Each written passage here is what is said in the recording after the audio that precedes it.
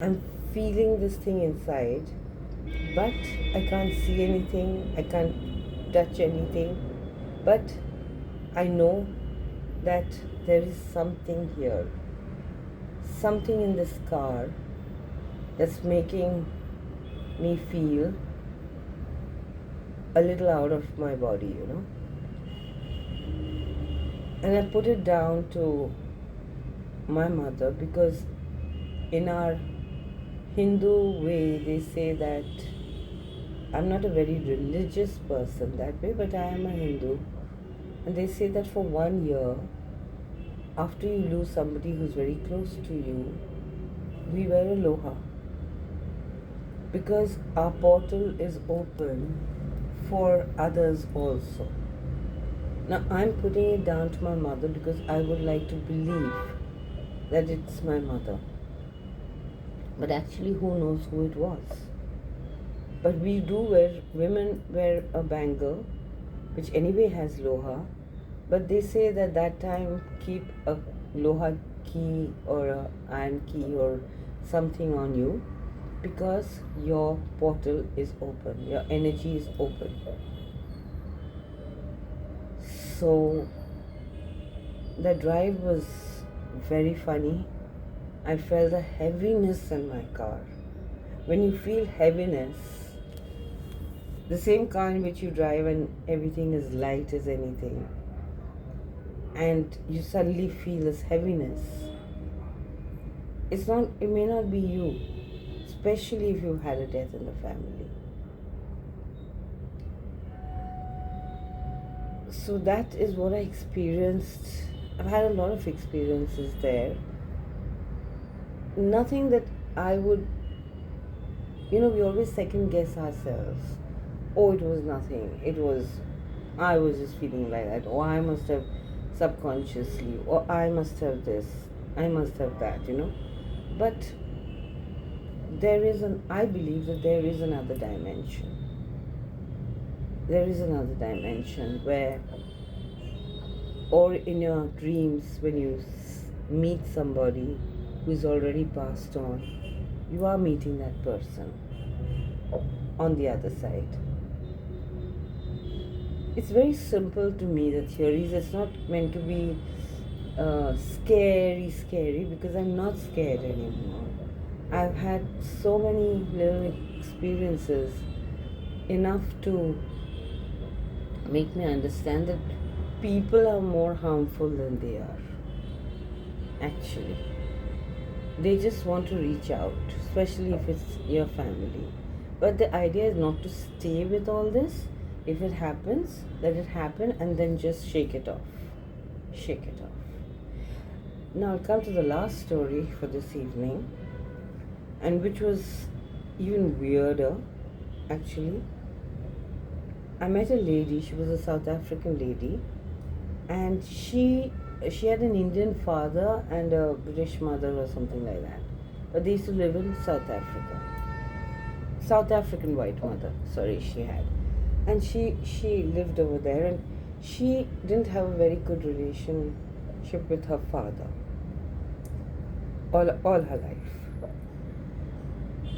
So she told me that I didn't really listen to him or care for him, or I think he tried, but the culture, there was a huge culture clash between them because she was growing up in South Africa, and her father was still Indian in his mind, in his values, in his customs, whereas the mother was different. But with him, she came to the edge many times.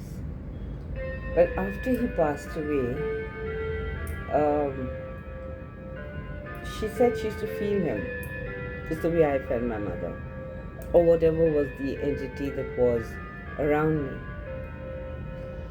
And she said, I feel him a lot. The things I regret now, because I was much younger then.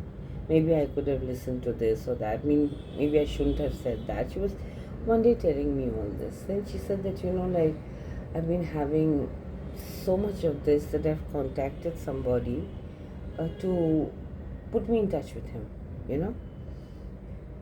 put me in touch with him. So I said, is there such a thing as being in touch? Well, yes, I believe so. But you have to be lucky, because you may get the same person, you may not. And you can only do this with somebody who is in control of the situation. You can't do it yourself. Nobody should try these things themselves, only if there's somebody in control. So there was this American lady who she knew, and she called her over and had a few sessions with her, and she was rather pleased, or she felt calmer after she went through a few sessions with Kat. Her name was Kat Maron, I remember, and she said that I feel I've connected with him. He's come, and I just wanted to feel him, feel something about him. So this was a few years after my mother had passed away, quite a few years. And I was still hoping that I'll see my mother one day again, or have some connection with her. She's all we had, my sister and I. She was a single mother who raised us both. She was the tree over our head. She was the ground on which we stood. And not having her there anymore, or coming to Calcutta every time and not seeing her, it was really something. You can understand the feeling. So I said that, like, I want to meet my mom, if I could connect with my mom. So she said, okay, that's fine. I'll tell her, why don't you... And it just came out of nowhere, this conversation. It's not like she knew that I had this thing. It's because she was just telling me about her father, and that she put herself through this, and she felt, or she did connect with him, because there were certain things that made her feel that she could, like, tick mark certain things that she knew, she and her father knew. So that made her feel that way. So I went with the same enthusiasm. I went to her place. She was not very far from my house, and here was this lovely lady sitting over there. So she said, hi Pia, come take a seat. We've been waiting for you to arrive, and we are ready with everything that we need. Now, are you expecting somebody? So I said yes, very, very clearly. I'm hoping that my mother comes through. That's all I want. I'm not looking for anybody else.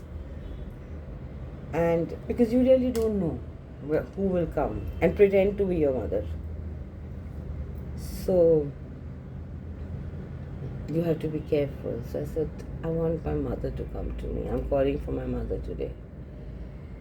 So she had a piece of paper in front of her and a pen, and it was all very silent in the room. She had lit one candle, and it was all happening in the daytime. And she said, I'm not feeling a lady's energy. So I kind of, oh my God, this has already gone down, This is already not working for me. So she said, I'm sorry to tell you that I'm not getting a lady's energy, I'm getting a man energy. Was there such a man in your life who was like this, like this? She gave me a few things. He loved to dance. He was very fond of you. He was, he was part of your family. But he's coming to me and he's telling me to tell you to go back to being who you are. I was going through a lot of a troubled time at that time. So go back to being who you are and just like sing and dance like you used to before. And I'm like, who is this? Who is this? Then she started saying he's a man with a face, like she's tried to describe him to me, and nothing was connecting. And I thought the whole thing had failed. Then suddenly she said, wait, let me do something for you. And with that paper and pen, she drew what she saw, a rough sketch. You know who it was? It was my sister's husband who had died a few years ago. He loved he was very fond of me. He loved music. He loved his drinks. He loved to dance, you know, and he was very, very fond of me also. And unfortunately, he had high diabetes and it finally took him. And when I saw that drawing, no, my mother had not come. He had come. He had come to me. And everything cleared up because he was not on my radar at all. He was just not on my radar. It was, Ma is coming, you know, and then somebody else comes, okay, from the family. And then it became clear to me who had visited me that particular day. So it's not always that the person you're expecting is going to be the one there. I would still love to meet my mother, have some connection, but except for my dreams, there's no other way that I can connect with her. She sometimes comes in my dreams. So my whole thought process about this is that there is something we can't put our finger on. We can never really validate it, but things are happening around us. Little things are happening. As I'm telling you this story, maybe he's around. I don't know, but I'm not feeling heavy or anything. I'm very light.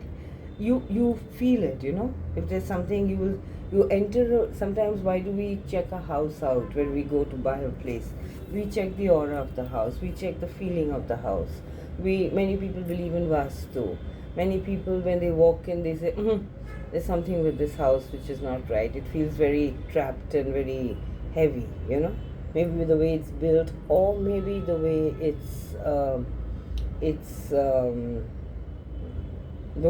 because of a history behind it. I would recommend that you all see a movie called The Others. It was, if you haven't seen The Sixth Sense, see that. And there's a movie called The Others, which took me completely by surprise. The ending was absolutely mind-blowing. So I shall come back next week with more. If I tell you too much, then I won't have enough to carry on. But I hope you'll enjoy this evening and the story. And I won't say the story, these are real things that have happened to me. And first I will finish with mine, and then I will tell you other little things that I've heard in the family. But I'm staying completely to just what's happened very closely around me. Once those are over, I'll let you know there are no more.